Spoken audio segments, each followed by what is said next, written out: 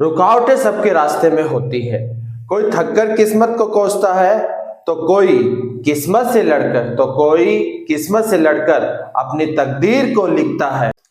इन्हीं motivational thought के साथ मैं संदीप स्वामी आप सभी का स्वागत करता हूं अपने नए इस यूट्यूब चैनल पर जिसका नाम है सोशल स्टडीज मंत्रा। और आज हम लोग क्लास 9th सिविक्स चैप्टर 2 पढ़ेंगे जिसका नाम है कॉन्स्टिट्यूशनल डिजाइन, यानी कि जो कॉन्स्टिट्यूशन कैसे बना है, इसकी हमें क्या जरूरत है, ये पढ़ेंगे।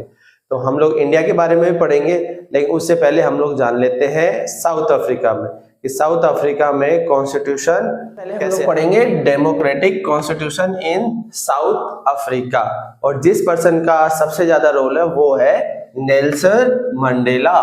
और इनको क्या हुआ कि 1964 में देशद्रोह और ट्रीजन के आरोप में साउथ अफ्रीका में जेल में डाल दिया था, और उन्होंने अपने लाइफ के 28 इयर्स कहाँ स्पेंड किए, विद इन प्रिजन यानी कि जेल, because he oppose the apartheid regime, क्योंकि उन्होंने जो अपार्थाइड रिजीम साउथ अफ्रीका में होता था उसका अपोज किया था। और ये सिस्टम क्या था वो देखते हैं। अपार्थाइड का मतलब क्या होता है, द पॉलिसी ऑफ डिस्क्रिमिनेशन, यानी कि भेदभाव की policies on the basis of race, skin and colour in South Africa, यानी कि ये पॉलिसीज कहाँ फॉलो की जाती थी, साउथ अफ्रीका में।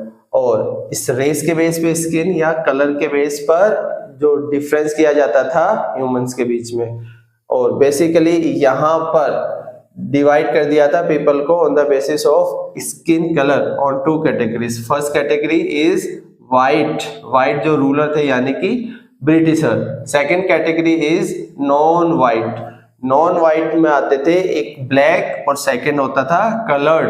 ब्लैक में होते थे जो नेटिव साउथ अफ्रीकन है, जो वहां से बिलोंग करते हैं, और ये लगभग 3/4 हुआ करते थे।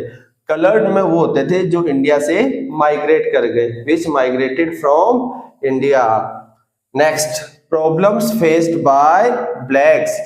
तो इस सिस्टम की वजह से जो ब्लैक्स जो नेटिव थे साउथ अफ्रीका में, उनको काफी प्रॉब्लम फेस करना पड़ता था, उनके साथ काफी भेदभाव होता था। ये पढ़ते हैं। फर्स्ट प्रॉब्लम क्या थी, not allowed to live in white areas, यानी कि जो भी वाइट एरियाज जहाँ पे ब्रिटिशर रहते थे वहां पर इनको अलाउ नहीं किया जाता था। Next problem is work in white area only if had a permit. अगर वो वाइट एरिया में काम करना चाहते थे तो तभी कर सकते थे जब उनके पास कोई परमिट हो, उसके लिए कोई आज्ञा हो। नेक्स्ट, सेग्रीगेशन पॉलिसीज, यानी कि जो ब्लैक है उनके लिए अलग होता था, सब कुछ सेग्रीगेट होता था। So like train, buses, hotels, hospitals, ये सब कुछ क्या होते थे, जो ब्लैक और वाइट इन सब के अलग अलग होते थे। Hospital, school, colleges, cinema hall, public toilets, all separate for white, ये सारे के सारे सेपरेट होते थे। किन के लिए, वाइट के लिए। यहाँ पर जो ब्लैक थे उनको एंटर नहीं करने दिया जाता था। Next, could not visit churches, यानी कि जो चर्च होते हैं वहां पर भी ये ब्लैक पर्सन विजिट नहीं कर पाते थे। वेयर वाइट वर्शिप, जहां पर वाइट पूजा करते थे, वर्शिप करते थे, वहां पर ब्लैक की कभी एंट्री नहीं होती थी। नेक्स्ट, नॉट फॉर्म एसोसिएशन और प्रोटेस्ट, यहां तक कि उन्हें ना तो उस चीज का प्रोटेस्ट करने का अधिकार था और ना ही कोई भी एसोसिएशन बनाने का अधिकार था। Next, not have voting right, इसके अलावा जो ब्लैक होते थे उनको कोई भी वोटिंग राइट नहीं होता था। अभी हमने पढ़ा कि जो साउथ अफ्रीका है वहां पर जो व्हाइट पीपल वो डोमिनेट करते थे, तो और वहां पर अपार्थाइड पॉलिसीज फॉलो की जाती थी, जिसमें स्किन के बेसिस पर वहां की जो पॉपुलेशन उसको डिवाइड कर दिया गया था और उनके साथ डिस्क्रिमिनेट किया जाता था। और उसमें सबसे ज्यादा कंट्रीब्यूशन किसका है, नेल्सन मंडेला का है, जिन्होंने इसके अगेंस्ट लड़ाई लड़ी और 28 इयर्स तक वो जेल में गए। तो वहां पर व्हाइट एंड नॉन व्हाइट के अकॉर्डिंग डिवाइड कर दिया गया था। और नॉन व्हाइट में कौन आते थे, ब्लैक जो वहां के नेटिव थे, कलर जो इंडियन से माइग्रेट कर गए थे। और प्रॉब्लम जो फेस करते थे क्या थी कि वो कभी व्हाइट एरिया में अलाउ नहीं करते थे, साथ के साथ अगर उन्हें जाना होता था काम करने के लिए तो कुछ परमिट लेना पड़ता था और सेग्रीगेशन पॉलिसीज फॉलो होती थी, यानी कि जो भी पब्लिक प्लेस होती थी वो वाइट के लिए अलग होती थी। इसके अलावा वो लोग विजिट नहीं कर सकते थे चर्चेस में। नेक्स्ट, ना ही वो कभी प्रोटेस्ट कर सकते, ना ही कोई एसोसिएशन बना सकते थे। इसके अलावा उनको कोई वोटिंग राइट भी नहीं होता था। Now next topic is fight against apartheid, यानी कि जो ये अपार्थाइड सिस्टम था उसके अगेंस्ट 1950 से साउथ अफ्रीका में लोग फाइट करने लगे। उसके लिए सबसे ज्यादा जो कंट्रीब्यूशन है वो है ANC, यानी African National Congress was umbrella organisation, main organisation यही थी और ये स्ट्रगल को लीड कर रही थी, lead struggle against the policies of segregation, यानी कि ये जो भेदभाव यानी सेग्रीगेशन की जो पॉलिसीज थी उसके लिए मेन रोल कौन प्ले कर रहा था? African National Congress. उसमें बहुत सारे जो वर्कर्स यूनियंस है और कम्युनिस्ट पार्टी है वो भी इंक्लूड थी। इसका इम्पैक्ट क्या हुआ जब ANCs और जो वर्कर्स यूनियन और कम्युनिस्ट पार्टीज ने प्रोटेस्ट किया, तो कुछ टाइम बाद में ऑन 26 अप्रैल 1994 साउथ अफ्रीका एक न्यू डेमोक्रेटिक कंट्री बन गया। वहां पे जो सेग्रीगेशन की पॉलिसीज थी, अपार्थाइड जो पॉलिसीज थी, उसे चेंज कर दिया गया।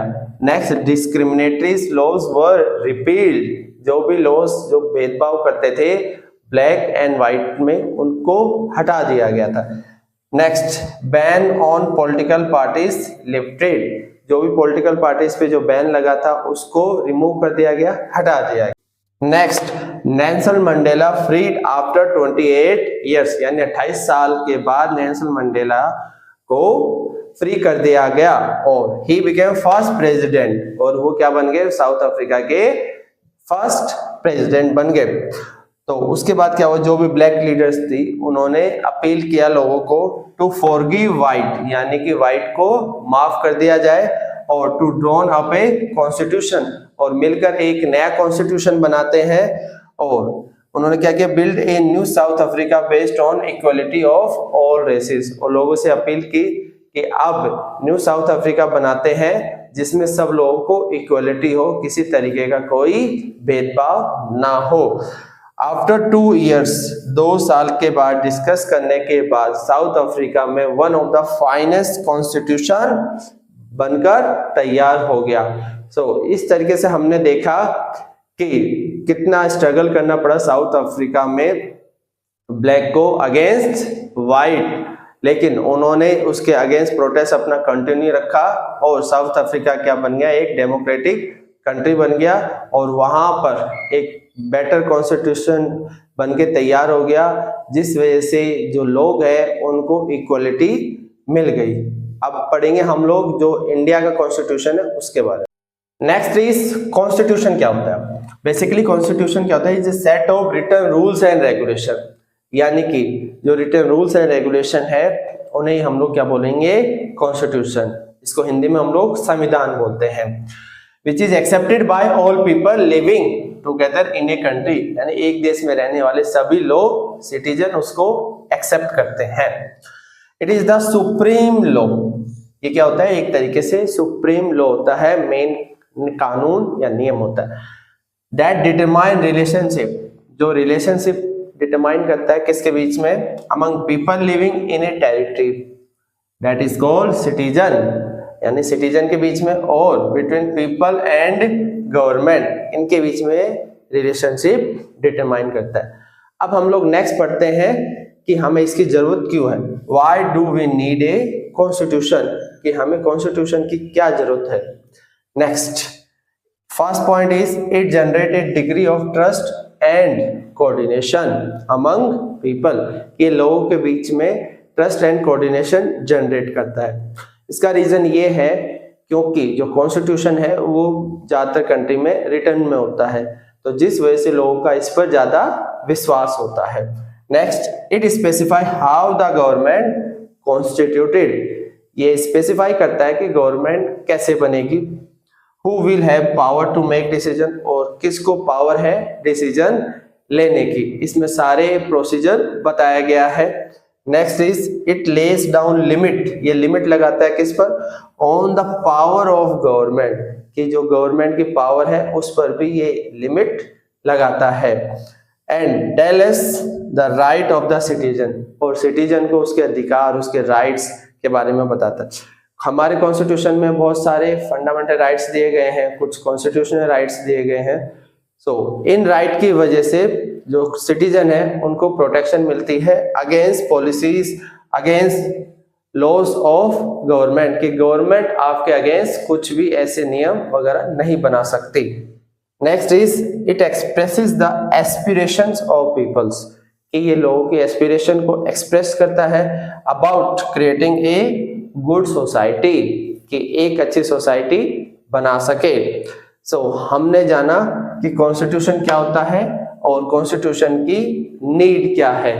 सो आज ये जो फर्स्ट पार्ट है वो कंप्लीट होता है, उसके बाद कल हम लोग इसका नेक्स्ट पार्ट करेंगे और उसमें जो इंडियन कॉन्स्टिट्यूशन कैसे बना वो डिटेल से पढ़ेंगे। तब तक देखते रहिए सोशल स्टडीज मंत्रा, और इस चैनल को आगे आप लाइक, शेयर एंड सब्सक्राइब करें।